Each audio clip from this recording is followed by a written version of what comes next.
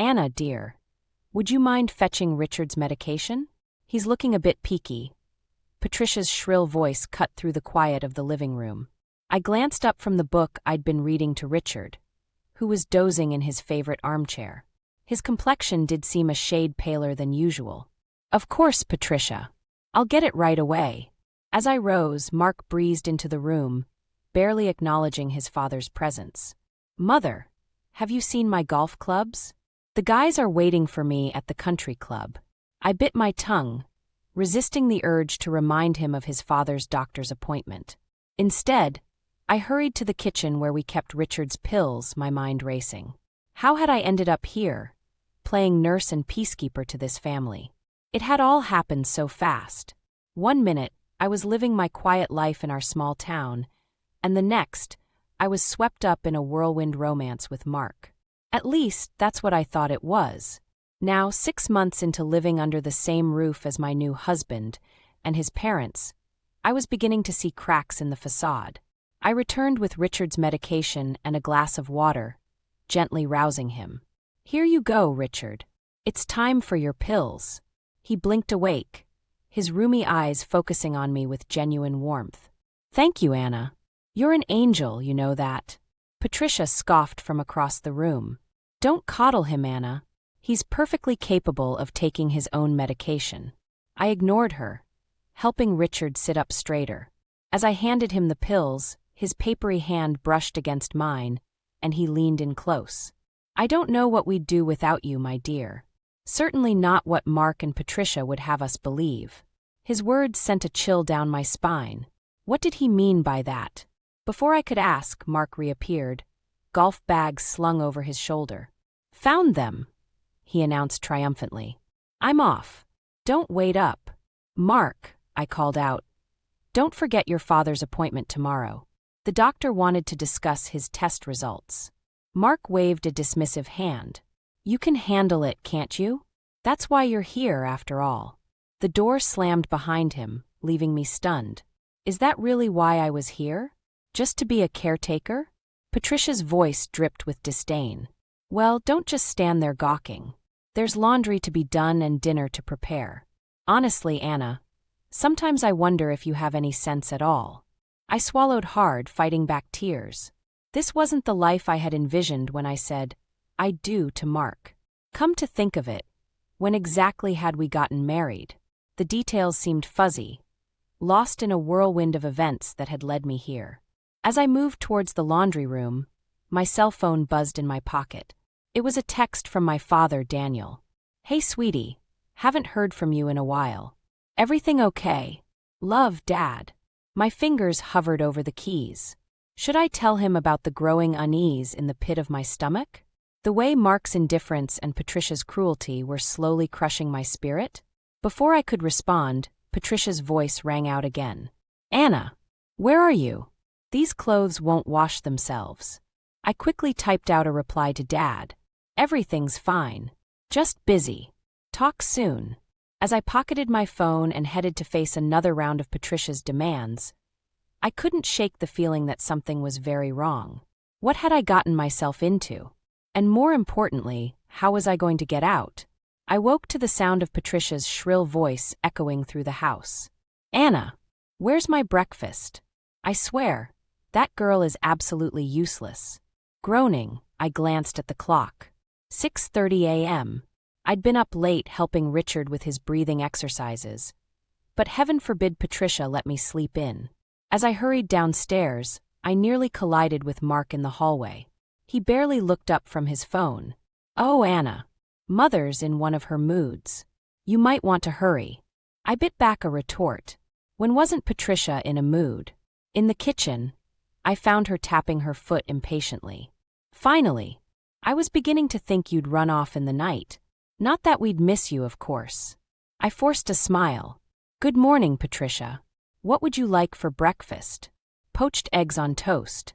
And make sure the yolks are runny this time. Last week's eggs were an absolute disaster. As I prepared her meal, my mind wandered to the text from my father. I hadn't replied yet, unsure of what to say. How could I explain that my perfect marriage was anything but? Patricia's voice cut through my thoughts. Oh, and Anna? Richard needs his bath today. Make sure you do it properly this time. The last thing we need is for him to catch a chill because of your incompetence. I gripped the spatula tightly, willing myself not to snap. Of course, Patricia. I'll take care of it. Just then Mark strolled in, briefcase in hand. I'm off to work. Don't forget, Mother. We have that dinner with the Johnsons tonight. Patricia clapped her hands. Oh yes. Anna, you'll need to prepare something impressive. The Johnsons are very particular about their food. I frowned. But what about Richard? He can't be left alone all evening. Mark waved dismissively. He'll be fine for a few hours. Just make sure he has his medication before we leave. But Patricia cut me off. That's enough, Anna. We pay you to take care of things, not question our decisions. Pay me? Since when was I an employee? I opened my mouth to argue, but Mark was already out the door, and Patricia had turned her attention to the newspaper. Feeling defeated, I trudged upstairs to check on Richard. I found him struggling to get out of bed. Here, let me help you, I said, rushing to his side. He smiled gratefully. Thank you, my dear. I don't know what I'd do without you. As I helped him to the bathroom, he lowered his voice. Anna, I need to talk to you about something important. It's about the company. Before he could continue, Patricia's voice rang out from downstairs. Anna, where are you? These floors won't clean themselves. Richard sighed. Later, my dear. We'll talk later. Throughout the day, Patricia's demands were relentless. By the time evening rolled around, I was exhausted. As Mark and Patricia prepared to leave for their dinner, I made one last attempt to reason with them. Are you sure it's okay to leave Richard alone? What if he needs something? Mark rolled his eyes. He's a grown man, Anna. Stop fussing. As they walked out the door, Patricia turned back. Oh, and Anna? Make sure you polish the silver while we're gone. It's looking rather dull. The moment they left, I sank onto the couch, fighting back tears. How had my life come to this? I wasn't a wife. I was a servant. And Mark. Mark wasn't the man I thought I'd married. Suddenly, I heard a thud from upstairs, followed by a weak cry.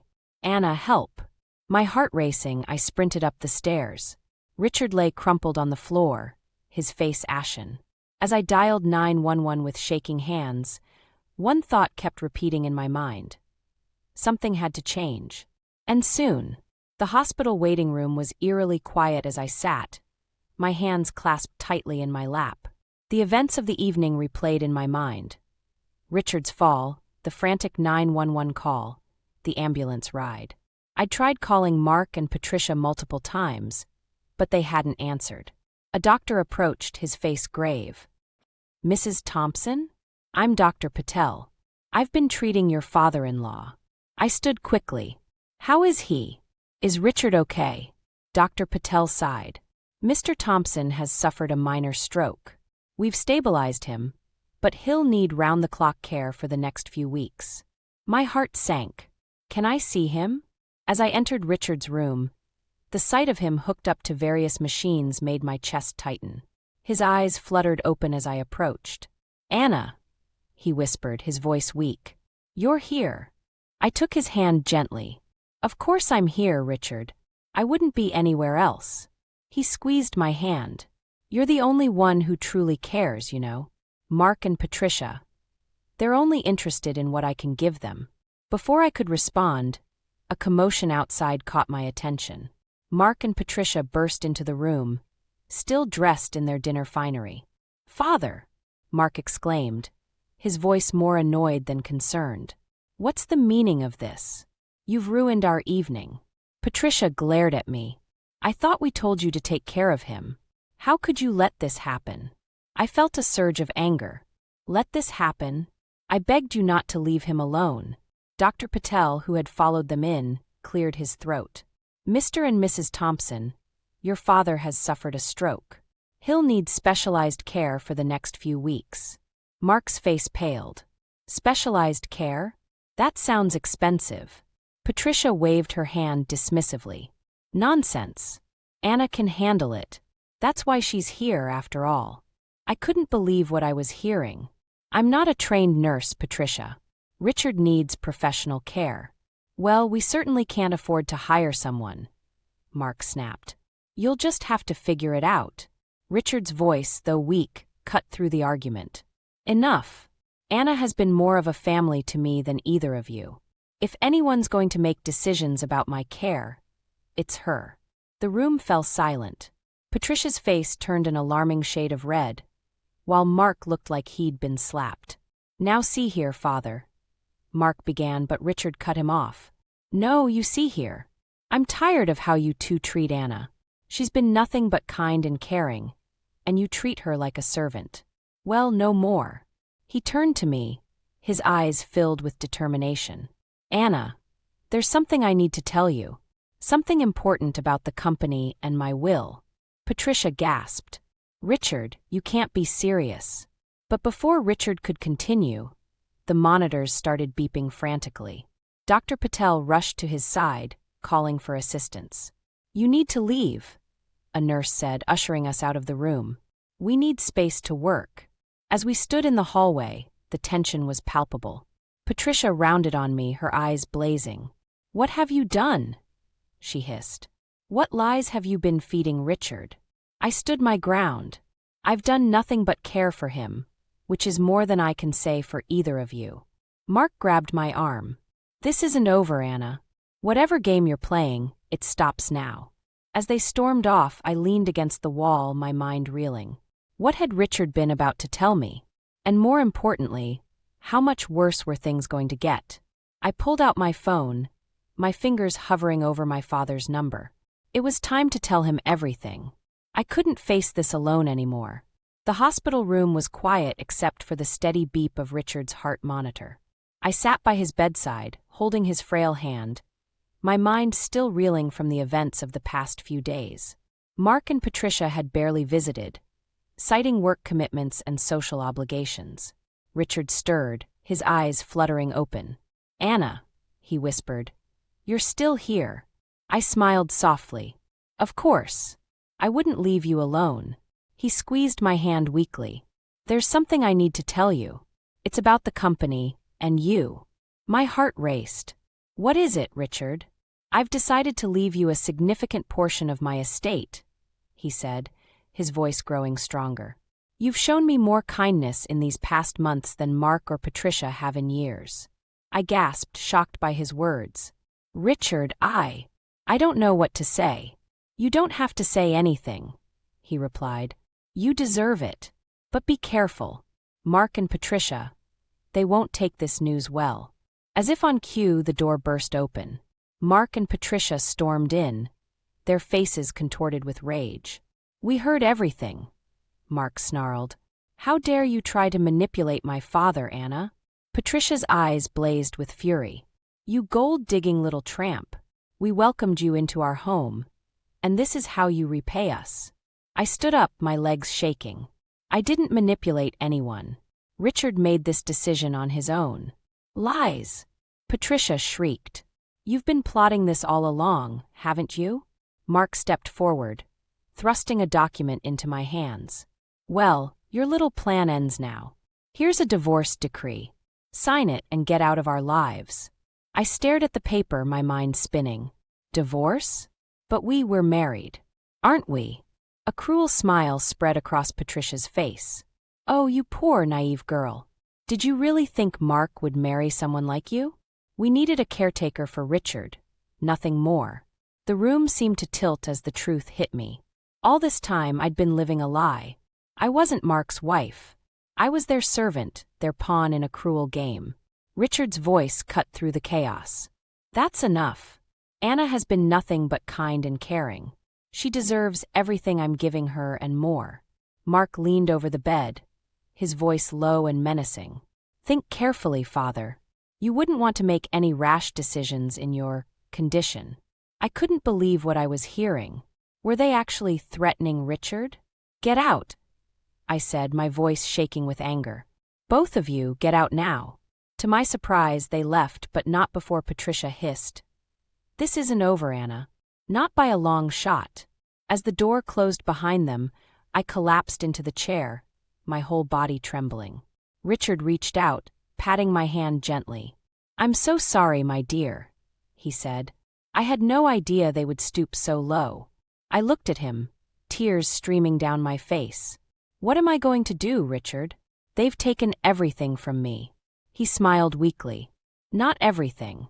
You still have your integrity, and now you'll have the means to fight back. Don't let them win, Anna. Promise me you won't give up." I nodded, a newfound determination rising within me. "I promise, Richard. I won't let them get away with this." As I sat there holding Richard's hand, I knew I had a choice to make. I could walk away, leave this toxic family behind and try to rebuild my life. Or I could stay and fight, not just for myself, but for Richard and for justice. My phone buzzed in my pocket. It was a text from my father. "Anna, I'm worried about you. Please call me." I took a deep breath. It was time to tell my father everything. It was time to fight back. My hands trembled as I stood before the clerk at City Hall. After my conversation with Dad, I knew I had to uncover the truth about my supposed marriage to Mark. "I'm sorry, ma'am," the clerk said, frowning at her computer screen. "I can't find any record of a marriage between you and Mark Thompson." My heart sank. "That's impossible. We were married 2 years ago. There must be some mistake." She shook her head. "I've checked all our records. There's nothing here." I stumbled out of the building, my mind reeling. How could this be? The ceremony, the guests, the rings, had it all been a lie? As I drove home, memories flooded back. The rushed wedding, the lack of paperwork, Patricia's insistence on handling all the details. It all made sense now, in the most horrifying way possible. I pulled into the driveway, steeling myself for the confrontation to come. As I entered the house, I found Mark and Patricia in the living room, huddled over some documents. "Well, well," Patricia sneered. "If it isn't our little gold digger. Come to beg for forgiveness." I stood tall, my voice steady despite my racing heart. "I know the truth. We were never legally married, were we, Mark?" Mark's face paled, but Patricia just laughed. "Took you long enough to figure it out. Did you really think my son would marry someone like you?" "Why?" I demanded. "Why go through all this deception?" Mark finally spoke, his voice cold. "We needed someone to care for father. You were convenient. And cheap." The cruelty of their words hit me like a physical blow. "So all this time I've just been, what? Your unpaid servant." Patricia's smile was vicious. "Oh, don't be so dramatic. You had a roof over your head, didn't you? Food on your plate? Really, Anna, you should be thanking us." I felt a surge of anger unlike anything I'd ever experienced. "Thanking you? For lying to me? For treating me like dirt? For using me?" "Watch your tone," Mark warned. "Remember, you have no legal standing here. This is our house. Our family. You're nothing." I took a deep breath, thinking of Richard in the hospital, of all the months I'd spent caring for him while these two plotted and schemed. "You're wrong," I said, my voice gaining strength. "I may not be legally married to Mark, but I am family to Richard. And he's made his wishes clear." Patricia's eyes narrowed. "What are you talking about?" I smiled, feeling a sense of power for the first time in years. "Richard's will. He's leaving me a significant portion of his estate, including shares in the company." The color drained from both their faces. Mark lunged forward, grabbing my arm. "You're lying. Father would never dash." "Let go of me," I said, wrenching my arm free. "It's the truth. And there's nothing you can do about it." Patricia's voice was shrill with panic. "We'll contest it. We'll say you manipulated him. You'll never see a penny." I headed for the stairs, pausing to look back at them. "Go ahead and try. But remember, I know all your secrets now. And I'm not afraid to use them." As I packed my bags, my phone buzzed. It was a text from Dad. "Just heard from the lawyer. Everything's in order. You ready to come home?" I looked around the room that had been my prison for the past 2 years. Then I thought of Richard, of the truth I now knew, and of the battle ahead. I texted back, "Not yet, Dad. I have unfinished business here. But soon." As I zipped up my suitcase, I felt a strange mix of fear and exhilaration. The life I thought I had was gone, but a new one was just beginning. And this time I was going to write my own story. I paced nervously in my father's living room, my hands shaking as I recounted everything that had happened. Dad listened intently, his face growing darker with each revelation. "Anna," he said finally, his voice tight with anger, "why didn't you tell me sooner?" I sank onto the couch, tears welling in my eyes.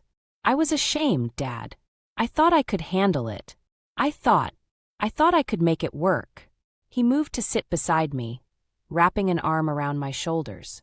"You have nothing to be ashamed of. It's Mark and Patricia who should be ashamed. What they've done is despicable." Just then my phone buzzed. It was a text from Richard's nurse. "Mr. Thompson asking for you. Urgent." I jumped up, my heart racing.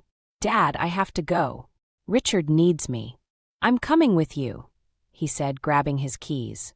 At the hospital, we found Richard sitting up in bed, looking more alert than I'd seen him in weeks. His eyes lit up when he saw me, then narrowed as he noticed my father. "Anna, thank goodness," Richard said. "And you must be Daniel. I've heard so much about you." Dad stepped forward, shaking Richard's hand. "Mr. Thompson, I wish we were meeting under better circumstances." Richard nodded gravely. "Indeed. Anna, I've made a decision. I want to leave the company to your father." I gasped. "Richard, what are you saying?" He smiled weakly. "Your father is a good man, Anna. I've done my research. He'll run the company ethically, treat the employees fairly. Unlike Mark and Patricia." Dad looked stunned. "Mr. Thompson, I don't know what to say." "Say you'll do it," Richard urged. "For Anna's sake. For justice." Before Dad could respond, the door burst open. Mark and Patricia stormed in, their faces contorted with rage. "What is the meaning of this?" Patricia shrieked. "Who are these people?" Richard's voice was steel. "This is Anna's father, Daniel, and he's about to become the new owner of Thompson Enterprises." Mark lunged forward, his fists clenched. "You can't do this, Father. The company is my birthright." I stepped between them, my voice shaking but determined. "Back off, Mark. You lost any right to this company when you treated your father like a burden and me like a servant." Patricia's eyes blazed with fury. "You little witch. You've poisoned Richard's mind against us." "No, Patricia," Richard said calmly. "You and Mark did that all on your own." Suddenly, Richard's face contorted in pain. He clutched his chest, gasping for air. "Richard!" I cried, rushing to his side. The room erupted into chaos. Nurses rushed in, pushing us aside. I watched in horror as they worked to stabilize Richard, my heart pounding in my ears. As they wheeled Richard out for emergency tests, I turned to face Mark and Patricia. Their faces were a mix of shock, anger, and... was that fear?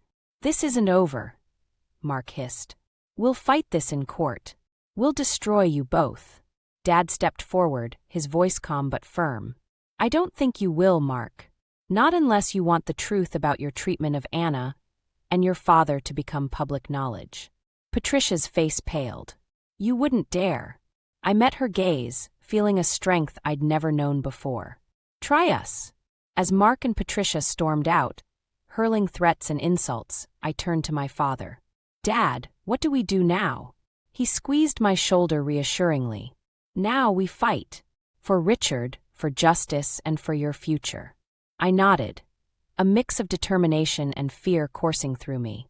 The battle was far from over, but for the first time, I felt like I had a chance to win.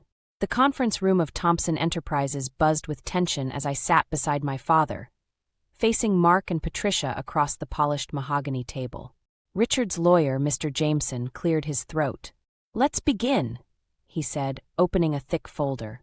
"As per Mr. Richard Thompson's final will and testament, the ownership of Thompson Enterprises is to be transferred to Mr. Daniel Harper, effective immediately." Mark's fist slammed on the table. "This is preposterous. Father wasn't in his right mind when he made this decision."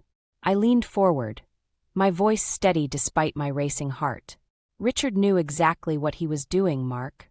He wanted the company in responsible hands. Patricia's eyes narrowed. Responsible? You manipulated a sick old man. You conniving little dash. That's enough, Dad interrupted, his tone firm. Mr. Jameson, please continue.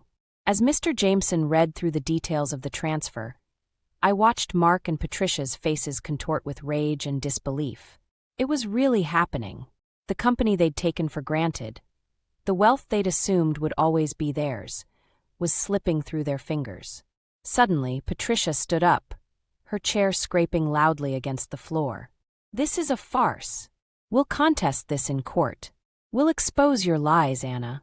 You'll regret the day you ever set foot in our lives. I felt a surge of courage I didn't know I possessed. Go ahead, Patricia. Contest it. But remember, I have evidence of how you and Mark treated Richard, how you neglected him, how you schemed to keep me as an unpaid servant. Do you really want all that to come out in court? Mark's face paled. You're bluffing. You have nothing. I pulled out my phone, playing a recording of one of Patricia's cruel tirades against Richard. The room fell silent as her vitriolic words filled the air. Mr. Jameson cleared his throat. I believe this meeting is concluded. Mr. Harper, if you'll sign here, please. As Dad signed the papers, I felt a weight lifting off my shoulders. It was done. We'd won. But as we stood to leave, Mark blocked our path, his eyes wild with desperation. You can't do this to us. This company is our life, our legacy. Dad's voice was calm but firm. It's not your legacy anymore, Mark. But I'm willing to offer you and your mother positions in the company, if you're willing to work honestly and ethically. Patricia scoffed. Work for you? Never. I watched as Mark hesitated, conflict clear on his face. For a moment I saw a glimmer of the man I thought I'd married. Someone who, deep down, might have a shred of decency. But then Patricia grabbed his arm. Come, Mark. We don't need their charity. We'll start over. Show them what real success looks like. As they stormed out, hurling final threats and insults, I felt a mix of relief and sadness. It was over, but at what cost? Dad squeezed my shoulder. You okay, sweetheart? I nodded, tears welling in my eyes. I wish it hadn't come to this. I wish they could have seen what they were doing, how they were hurting Richard, hurting me. I know, Dad said softly, but you did the right thing. You stood up for yourself, for Richard's wishes. I'm proud of you. As we left the building, I took a deep breath of the crisp autumn air.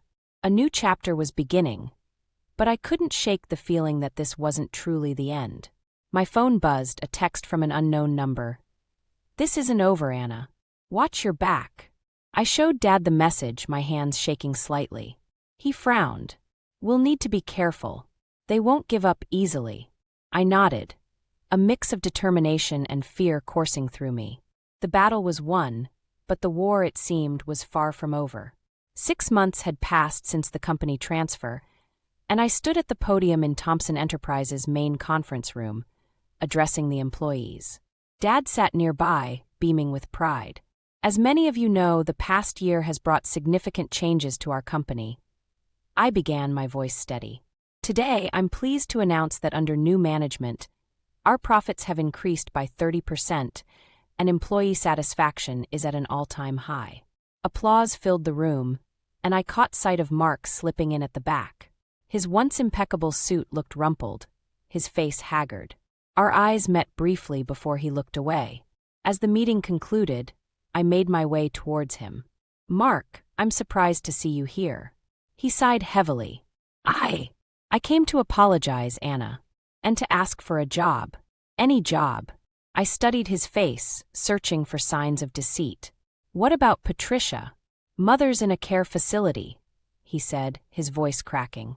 She had a breakdown after we lost everything. I've been trying to make ends meet, but... He trailed off, looking defeated.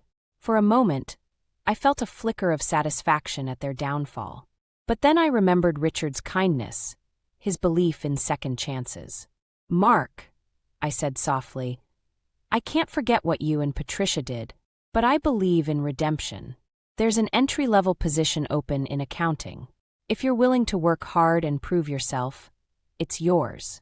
His eyes widened in disbelief. "Anna, I thank you. I don't deserve this." "No, you don't," I agreed. "But everyone deserves a chance to make things right." As Mark left to fill out the paperwork, Dad approached. "You sure about this, sweetheart?" I nodded. "It's what Richard would have wanted. And it's what I need to do to truly move on." Later that evening, I visited Richard's grave, placing fresh flowers by his headstone. "We did it, Richard," I whispered. "The company's thriving, and we're helping people. I hope you're proud." A gentle breeze rustled the leaves, and I felt a sense of peace wash over me. As I turned to leave, I saw a familiar figure approaching Patricia, looking frail and subdued. My body tensed, ready for confrontation. But as she drew closer, I saw tears in her eyes. "Anna," she said, her voice barely above a whisper. I came to pay my respects, and to apologize." I stood in stunned silence as Patricia continued. "What we did to you was unforgivable. I see that now. Losing everything. It opened my eyes to the person I'd become.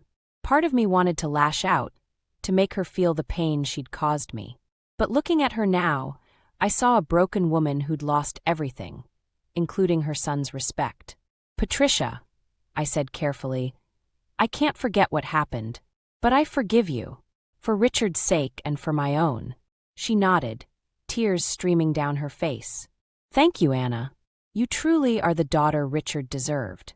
As Patricia walked away, I felt a weight lift from my shoulders. The anger and resentment I'd been carrying melted away, replaced by a sense of closure. I looked back at Richard's grave one last time. "You were right, Richard. Love and compassion are stronger than hate and greed." I'll never forget that lesson. Driving home, I reflected on the journey that had brought me here. From a naive young woman trapped in a web of lies to a strong, independent leader who'd found the strength to forgive. As I pulled into my driveway, I saw Dad waiting on the porch, a warm smile on his face. I knew then that whatever challenges lay ahead, I had the strength and support to face them. "What you sow, so shall you reap," I murmured to myself. And I was determined to sow kindness, compassion, and justice in every aspect of my life from that day forward.